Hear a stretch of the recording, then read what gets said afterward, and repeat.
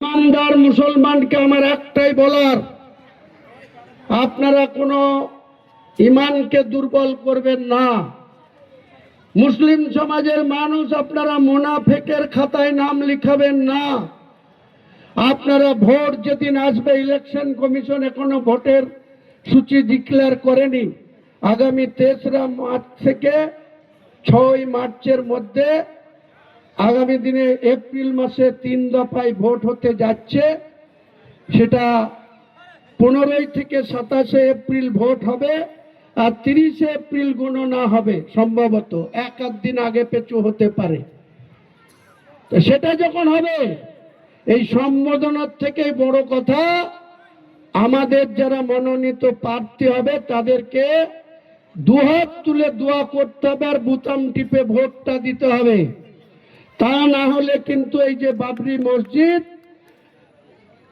মাটির নিচে 15 ফুট গর্ত করে যে ভিত এবং উপরে আরো 5.5 ফুট হাইট করে NH-12 এর থেকে আরো 2.5 ফুট হাইট করে যে বিল্ডিং হচ্ছে, রেজাল্টের টাইমে যদি 80 থেকে 100টা সিট জনতা উন্নয়ন পার্টির পক্ষে মুসলমানরা না দেয়, তাদের নিজের ভোট নিজের মুসলমানদেরকে যদি না জিতায়, এই শুভেন্দু অধিকারীরা, এই অর্জুন সিংরা এখন যে হুঙ্কার দিচ্ছে, এদের হুঙ্কার 10 গুণ বেড়ে যাবে।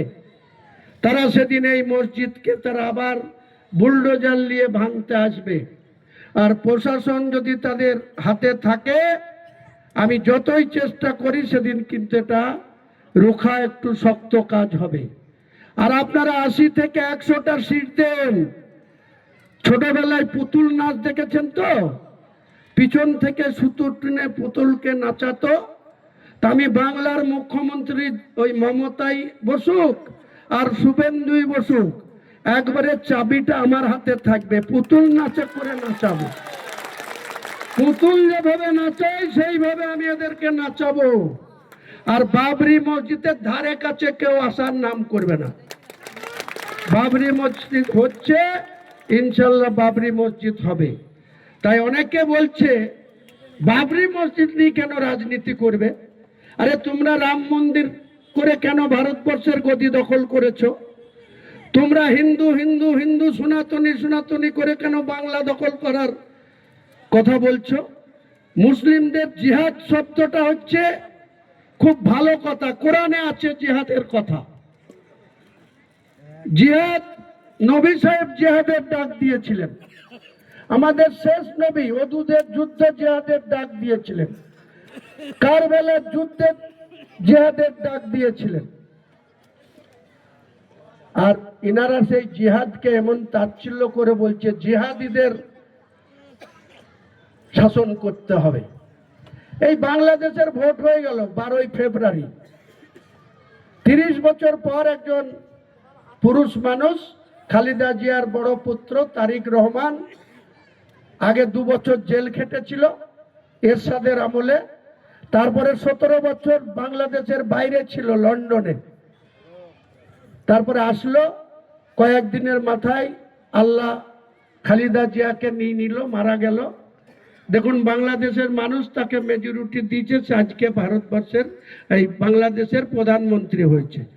আর ওই কুষ্টিয়া থেকে শুরু করে বর্ডার এলাকাটায় জামাতদের কয়েকজন এমপি নির্বাচিত হয়েছে। আমাদের এখানে এমপি কৃষ্ণনগর বলুন, বহরমপুর বলুন, মুর্শিদাবাদ বলুন, যোগীপুর বলুন, 17 লাখ 18 লাখ করে ভোট পেয়েছে একটা এমপি।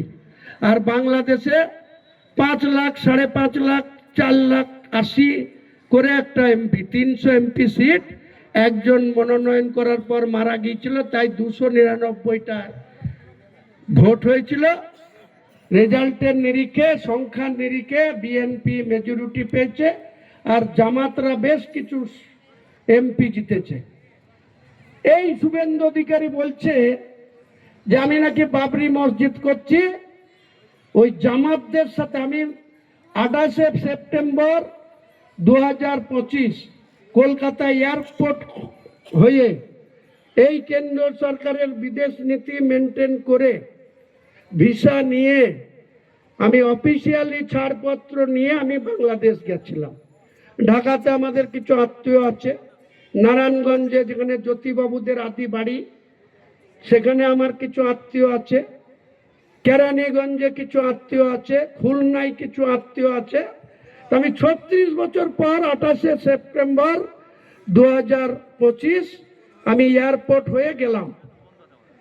তারপরে বিভিন্ন জায়গায় ঘুরে, একদিন নারায়ণগঞ্জ, একদিন কেরানীগঞ্জ, একদিন খুলনা, 3 দিন ঢাকা, এইসব করে লাস্ট ফেরার পথে 10ই অক্টোবর ফেরার পথে একদিন রাজশাহী, তারপরে ওই মেদিনীপুর বর্ডার বাংলা মালদার ওটা দিয়ে আমি বাড়ি আসলাম। 12 দিন ছিলাম।